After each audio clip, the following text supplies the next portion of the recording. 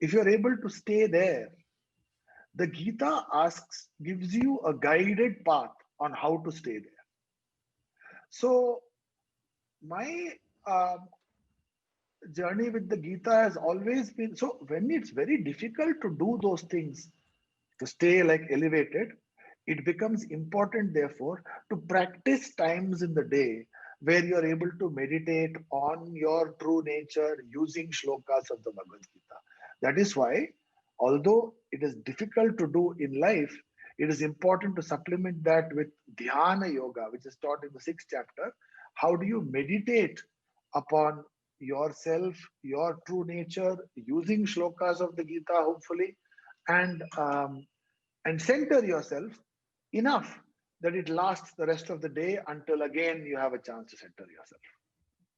Very nice. Balaji, let me share one shloka from Bhagavad Gita and seek your insight on the word Yes, Jit of course. Sangha Dosha. So Uh, there is Nirmana Moha Jit Sangha Dosha, Adhyatma Nitya Vinivritta Kama, Dvandver Vimukta, Sukha Dukkha Sangir Gacchante Mudha Padma Vyatam, something like that, I think. So yes, yes. the particular word Dvandva Mukta, meaning no conflict, no inner conflict. Is that You had asked about Jita Shanga dosha or Jit Dvandva, Sangha which one dosha? did? But then it flows, or maybe that is another one. Just Adhyatma Yeah, Nitya Vinivritta Dvandver Vimukta Sukha Dukkha Sangir Gacchante Muda Padma Vyayam Tat. Am I mixing up two yeah. shlokas? No, no, no. You're all in one shloka. There are many deep ideas in that. Jita Sanga dosha is one, and Dvandva Vimukta is one. Yeah, yeah. So Jita Sanga dosha. Apparently, it is a easy word. Jita means one who has conquered. Sanga means attachment, and dosha is fault. So, one who has conquered the fault of attachment is the direct translation of it. Um, as words go, that one might walk away from it saying, okay, I should conquer the fault of attachment. But how do you do? It's not possible. It's not so easy. Um, and so, what does that mean? That it is actually goes back to what we were talking about just now, a while ago. That is, who are you identified with? Who are you identified with? So, if you find that you are identified with the world around you, you put yourself fully in the world around you, then that world can affect you much more. If you find that you are not identified with the part of you that is part of that world, then you tend to be unstained. In fact, the Gita says who you are is unstained, but you don't take seriously who you are. You take seriously who you are not. So, the Gita gives a nice example of Jita Sangha dosha. Earlier on in the Gita, by the time you get to the 15th chapter, Bhagavan is um, in such an artistic mood, he uses a few tight words and expects you to understand. But earlier, he was more expansive, you know. So he said, what is this? So he says, Lipyate nasa papena padma patram iva ambasa. He's given at least one full line to it. Mhm. So how do you stay unattached? How do you dip into the water and still don't get wet? Well, consider the lotus leaf. The lotus leaf lives in water. And yet, if you put a drop of water, it rolls off the lotus leaf as if it has got nothing to do with the lotus leaf. Can you be in the world and yet the world rolls off your back like as if it has got nothing to do? Because in fact, the world has got nothing to do with you. Of course, the Padma Patra knows it because that's the nature of Padma Patra. that it has got nothing to do with water. Bhagavan says it is your nature that you got nothing to do with the world, but only you don't know it. So know it. I think this is also related to we don't know ourselves as very simple words Of course. conveys it. But and this kind I'm going to say that this may come across as a stupid question which I'm asking you now, but there are multiple layers of our understanding. So some people, when they hear that you do not identify yourself with the situation or what is happening, then say, are you becoming hypocrite? So Correct. indeed, these are two different levels, but No, of still, it course. is good to kind of No. seek clarification. Yeah. Yeah. So you consider that the world has got certain hooks. Okay, there are hooks in the world, and your mind and body. So this is like a plug and socket. The world has got certain plugs, and you have got sockets to connect with them. Your body mind complex has got sockets to connect with them. So every time you see a plug, the socket will go and connect with it. Every time there is a sight, your eye will go and connect with it. Every time there is a smell, your smell will go and connect with it, right? And those dominate your mind so much, and mind is anyway the only thing we have to understand anything. So the mind looks at so much data, itna मैं connect कर रहा हूं with the world, that the mind tells us, who am I? I am the one that connects with the world. That is the message of the mind. So there is nothing hypocritical about that. After all, the things that the mind is analyzing is the one that connects with the world. All those sockets are being connected. So, but that is the world of objects. And because you connect so much with the world of objects, the mind begins to conceive of self also as another very complex object. So now, once I consider myself also being just a sadhaka, ordinary sadhaka, I am always mistaking myself for an albeit complex, living, loving, intelligent object. So the more and more I want to take objects, the more I also become an object in my own mind. So in the opening line of, I don't know if you know the story of Ashtavakra. Ashtavakra. Ashtavakra was a great saint who showed up in the court of Janaka. And when he came, he had eight ways his body was bent. And when he came, everybody laughed at him there. And Janaka didn't laugh. Janaka said, who are you? Janaka said, Ashtavakra said, you see my situation, it's so bad. Yet I've come so long because I hear that you have a court of great Vidwans. And यहाँ आके मैंने क्या देखा, सबके सब मोची हैं. Only shoemakers are there. So what do you mean shoemakers? There are great Vidwans here. What are you talking about shoemakers? He says, yeah, they are all Vidwans. But they cry only chamada. This guy's chamada is gora, he's nice. This guy's chamada is nice, he's nice. My chamada looks bad because I'm Ashtavakra, I look bad. That means he must be a mochi only. He wants to just look at the outside. So Janaka was very much affected by him, and he prostrated before him and asked for his Upadesha. And that time Ashtavakra gave the Upadesha. It is called Ashtavakra Gita. So in that he says, the opening line, that he wants mukti. Janaka, he wants mukti. He says, Moksham ichchasite tata vishayan vishayatva tyaja. If you want to know who you are, you have to give up acting in the world of objects as if you're also an object.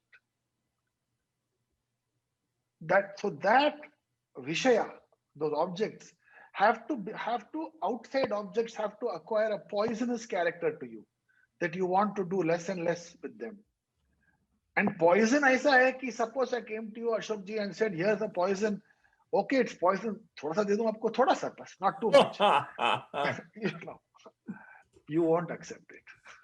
So you need to develop that relationship with the world of objects. It doesn't mean that you don't interact, but you're able to be Padma Patra Mivambasa. That is the Jita Sangha dosha. It is a very high state of a sadhaka. So Jitsang dosha to another high state of sadhaka, and probably we'll conclude very soon. But two more shlokas I would refer. One comes from 12th chapter, where in the Bhakti Yoga, Bhagwan is probably sharing the qualities of the kind of devotee who is dear to him. And there he says, Sama Shatraucha Mitraicha Tatha Manapamanayo Shitoshna Sukha Dukkheshu Sama Sangha Vivarjita. And then it flows Tulya Ninda Stutirmani Santushto Yena Kenachit Aniketa Stirmatir Bhakti Manu Priyonara. So these are very literal meaning as comes to you from the words is like you maintain evenness of mind, whether somebody is praising or somebody is not speaking nice about you, and you maintain the same equanimity in the presence of enemies or friends, friend or foe, as the general translation we read. But how is it how is it possible is the question. So many times it appears as if this is an impossible target to achieve, because you connect yourself, you identify yourself with the situation, and how people are treating you, that becomes the key point, which results into your experiences, etc. So your thoughts.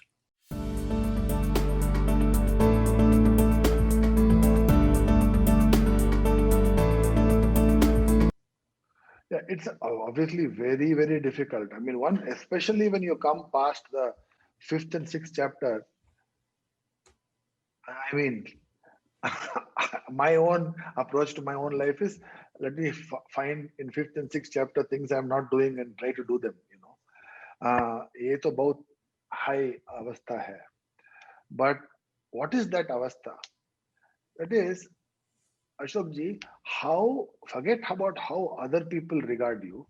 How do you judge yourself whether you are having a good experience or whether you had a good day? How do you judge yourself?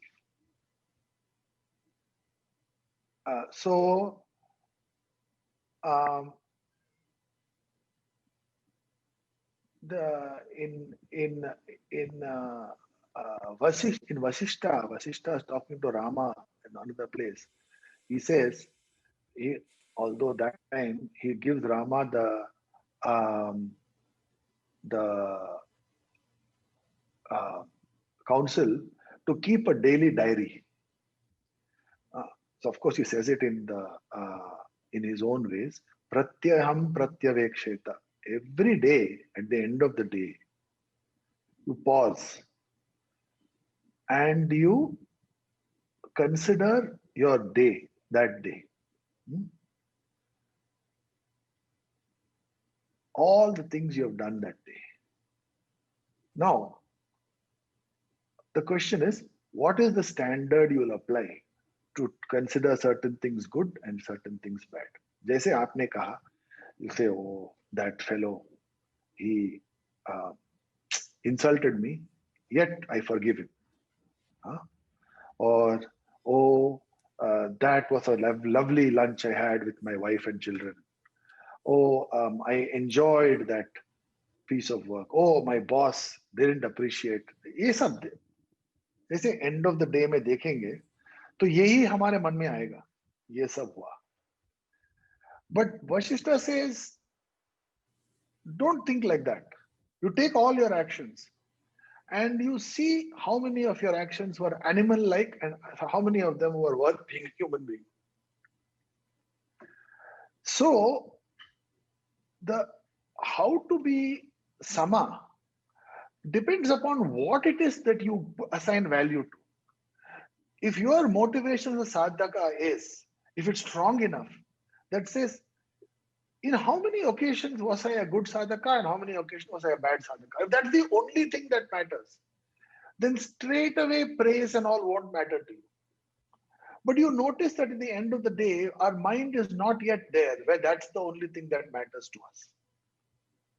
Our actual motivation. So you talk about you spoke about hypocrisy. It's a very strong word, but actually we all have a certain amount of hypocrisy in us.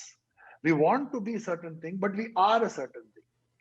We want to be sadhakas, but we are in fact transactional human beings. So ye sab, when we are judging things like that, we are in dvandva, we are shatru, mitra, etc. But when we are not going to judge ourselves only whether we are successful in sadhana or not, then the shatru, mitra, and all fades to black. So that is the notion that is being laid out here. Hold yourself to a standard of the path that we want to be on, then the other things become less relevant for us. So clarity about who you are, clarity about your goal, Lakshya laksha. nirnaya. Lakshya nirnaya is a very important. In that context, I think Shraddha also plays an important role. And I Very want much. to seek your insight on the 39th shloka of 4th chapter, which Yeah. is Shraddhavan labhate jnanam tatpara sanyatendriya jnanam labdhva param shanti machi renadi gachati. Yeah. So I'll I'll say the first two words which comes easy in terms of Shraddhavan Labhate Jnanam. So the one who is with Shraddha, he'll get the knowledge, is what I gather here. But my question is even before that is, and I think Bhagwan Sri Krishna has touched this also, is each human being endowed with different kind of Shraddha, and what you have done to increase the amount or intensity of Shraddha in you, or what can you recommend can be done? Uh, and because people uh, take different sort of understanding from Gita. So some people just touch the surface, some people go some deep, some further deep. And here, before I hear you, allow me to say that uh, as you also in the beginning mentioned about Bhashyakara, and then whatever little Shraddha I have, I owe it to my Guruji. And but many times now that most of us go by our intellectual ego, we think that I can discern everything. Is Gita not opening up to someone who approaches with a little bit of arrogance?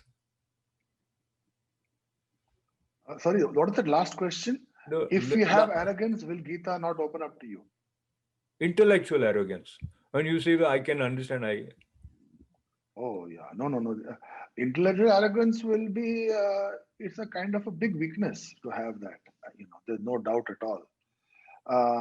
Because understanding Gita is not a matter of just some kind of intellectual inquiry to put some framework together. It is not a philosophical treatise. It is a psychological pathways into knowing yourself. It is not just mere philosophy. I have to understand something like that.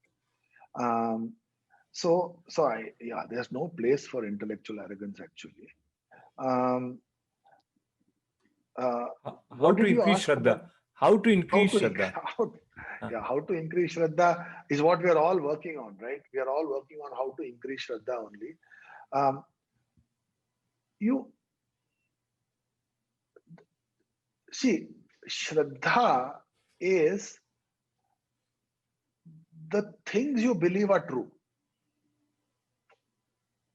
The things that you believe are true. The every day when you wake up and you are in the company of the world, naturally, end of the day, you think the world is true because you've got a full 18-hour dose of world. Every day you get 18-hour dose of world. So naturally, 18-hour dose of world, it begins to occupy a large percentage of your life. So that is what you take as true. You have Shraddha in that. So the one way to counter that is with satsang. Satsang puts you in a different place. So suppose you are doing satsang for 18 hours a day, then you will think world is not true. You think that satsang only is true, and that's a different problem because the reality is what it is. But you need to give your mind enough time to expose itself to a different world than the world of things. Satsang allows you to do that. Satsang can come in the form of being in the presence of a master. It can be in the form of being in the presence of a master's thoughts in books, in video, in audio recording, uh, by doing parayana of Gita, etc. In all those things, you're keeping company with a different thing mentally than you are keeping 18 hours a day. So, if you want to build up Shraddha, that is probably the only way we can do it. Jaise, you can't say, I'm going to go around the world constantly, work in the world and build up Shraddha in Bhagavan. It's difficult to do. Kaise karoge? So, satsang helps us a lot in that. So I think this interaction also has been like a kind of a satsang. And before I thank you, I also want to recollect that Bhagavad Gita is addressed as Amba. So in the meditative slow verses also that reference come. Uh, so you approach to Bhagavad Gita as mother, and then she opens up. So Yeah. there is this element of devotion which is again I bring the word integral, which is integral part of connecting with Gita. So on Gita Jayanti, which is Mokshada Ekadashi, with you I recollect that this is a celestial song, takes us to the battlefield of Kurukshetra, and these 18 chapters and 700 verses have inspired generation after generation. And whenever India needed to find its true identity, for that matter, for each and every human being, but all our great leaders, be it Mahatma Gandhi ji or Madan Mohan Malviya ji or Vinoba Bhave ji, and I think that comes up to the present leadership also in some way. And as we conclude this conversation, I um, extend my pranams to you, to you, Balaji, with a lot of thanks. And anything that you would like to add as we conclude? No, thank you. I think that if you say Amba Tvam Anusandadami Bhagavad Gita Bhavadveshini, um, the you mentioned about intellectual arrogance. It's a very important thing.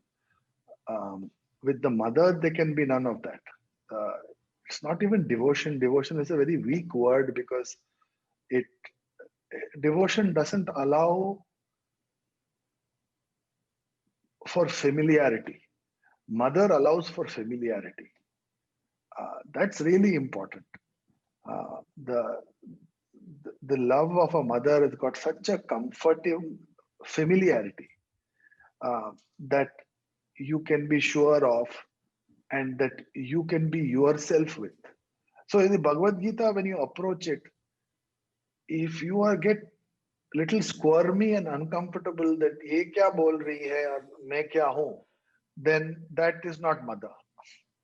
Mother is someone you are very comfortable with. So may we pray that Bhagavan can give us that relationship with Bhagavad Gita.